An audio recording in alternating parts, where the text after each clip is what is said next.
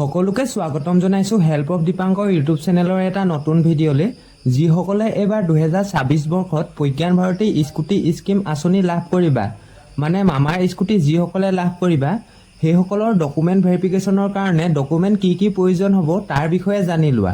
এতিয়ালৈকে বাৰু document verification হোৱা নাই, তোমালোকে আগতীয়াকৈ জানি থ'লে ভাল হ'ব। ডকুমেণ্ট ভেৰিফিকেশ্যনৰ টাইমত তেতিয়া তোমালোকৰ কোনো প্ৰব্লেম নহয়, কাৰণ যোৱা বছৰ বহুত ষ্টুডেণ্টে কৈছিল যে মোৰ এই চাৰ্টিফিকেটখন নাই, মোৰ এইখন ডকুমেণ্ট নাই, এতিয়া কি হ'ব, এইদৰে বহুত ষ্টুডেণ্টে কমেণ্ট কৰিছিল। মানে কি হয়, ডকুমেণ্ট যেতিয়া ভেৰিফিকেশ্যন হ'ব তেতিয়া তোমালোকৰ বহুত প্ৰব্লেম হ'ব। তোমালোকে আগতীয়াকৈ জানি থ'লে ভাল হ'ব, তেতিয়া তোমালোকৰ যদি কিবা ডকুমেণ্ট নাথাকে তেতিয়া তোমালোকে আগতীয়াকৈ উলিয়াই ল'ব পাৰিবা। 1 নম্বৰত লাগিব তোমালোকৰ HS ৰেজিষ্ট্ৰেশ্যন। তোমালোকে যেতিয়া ফাৰ্ষ্ট ইয়েৰৰ ৰেজিষ্ট্ৰেশ্যন কৰিছিলা সেই ৰেজিষ্ট্ৰেশ্যনখন প্ৰয়োজন হ'ব। 2 নম্বৰত লাগিব তোমালোকৰ এডমিট কাৰ্ড লাগিব, তোমালোকৰ এডমিট কাৰ্ডখন প্ৰয়োজন হ'ব। 3 নম্বৰতে লাগিব HS পাছ চাৰ্টিফিকেট, তোমালোকে 12 পাছ কৰা চাৰ্টিফিকেটখন প্ৰয়োজন হ'ব। তাৰপাছত লাগিব HS মাৰ্কশ্বিট লাগিব, তোমালোকৰ মাৰ্কশ্বিটখন প্ৰয়োজন হ'ব। আৰু তোমালোকক জনাই দিওঁ যে কিছুমান ডিষ্ট্ৰিক্টত কলেজৰ ID কাৰ্ডটো বিচাৰে, সকলো ডিষ্ট্ৰিক্টতে নহয়, কিন্তু কিছুমান ডিষ্ট্ৰিক্টত কলেজৰ ID কাৰ্ডটো প্ৰয়োজন হয়। তোমালোকৰ যদি কলেজৰ ID কাৰ্ড থাকে তেন্তে তোমালোকে ডকুমেণ্ট ভেৰিফিকেশ্যনলৈ যেতিয়া যাবা তেতিয়া তোমালোকে সেই ID কাৰ্ডটো লগত লৈ যাবা। তাৰ পাছত লাগিব তোমালোকৰ HS লিভিং চাৰ্টিফিকেট, এইখন তোমালোকৰ প্ৰয়োজন হ'ব। তাৰপাছত লাগিব আধাৰ কাৰ্ড প্ৰয়োজন হ'ব। তাৰ পাছত লাগিব তোমালোকৰ পেন কাৰ্ড নাইবা বাৰ্থ চাৰ্টিফিকেট প্ৰয়োজন হ'ব। তোমালোকৰ যদি পেন কাৰ্ড থাকে তেন্তে বাৰ্থ চাৰ্টিফিকেট নিদিলেও হ'ব, যদি তোমালোকৰ পেন কাৰ্ড নাই তেতিয়া তোমালোকে বাৰ্থ চাৰ্টিফিকেট দিলেই হ'ব। যিকোনো এটা তোমালোকে ডকুমেণ্ট দিলেই হ'ব, পেন কাৰ্ড নাইবা বাৰ্থ চাৰ্টিফিকেট যিকোনো এটা ডকুমেণ্ট তোমালোকে তাত দেখাব লাগিব। তাৰ পাছত লাগিব তোমালোকৰ পাছপৰ্ট চাইজৰ ফটো লাগিব।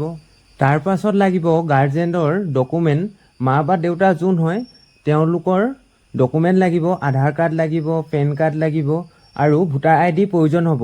এই সকলোখিনি ডকুমেণ্ট তোমালোকে দুখনকৈ জেৰক্স কৰি ল'বা।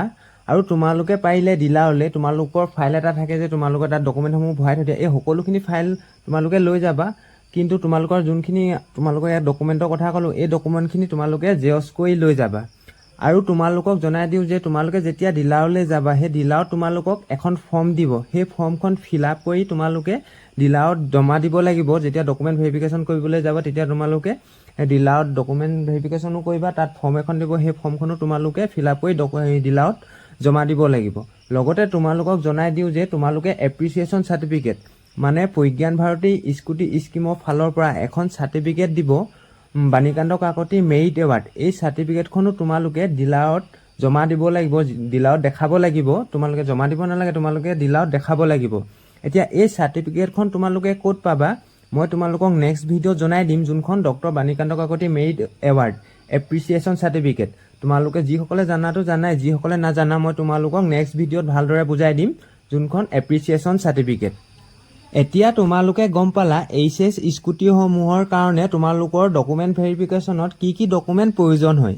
এতিয়াও যদি তোমালোকে কিছুমানে বুজি নাপাবও পাৰা, যদি তোমালোকে বুজি নাই পোৱা বা কিবা কনফিউজ লাগি আছে HS স্কুটি ৰিলেটেড, তেন্তে তোমালোকে কমেণ্ট কৰিবা, মই তোমালোকক যিমান পাৰোঁ হেল্প কৰিবলৈ চেষ্টা কৰিম। আৰু যদি ভিডিঅ'টো ভাল লাগিলে তেন্তে ভিডিঅ'টো লাইক এটা কৰি দিবা। লগতে চেনেলটোলৈ যদি নতুনকৈ আহিছা তেন্তে সকলোৱে চেনেলটো ছাবস্ক্ৰাইব কৰি ৰাখিবা। আৰু তোমালোকৰ যোনবোৰ HS স্কুটি কি প্ৰচেছত বিতৰণ কৰে, স্কুটি ডিষ্ট্ৰিবিউশ্যন কি প্ৰচেছত হয়, তোমালোকক ডিছক্ৰিপশ্যনত মই লিংকটো দি দিছোঁ, তাত গৈ তোমালোকে কি প্ৰচেছত বিতৰণ কৰে HS স্কুটিসমূহ, তাত গৈ তোমালোকে ভালদৰে চাই ল'ব পাৰিবা।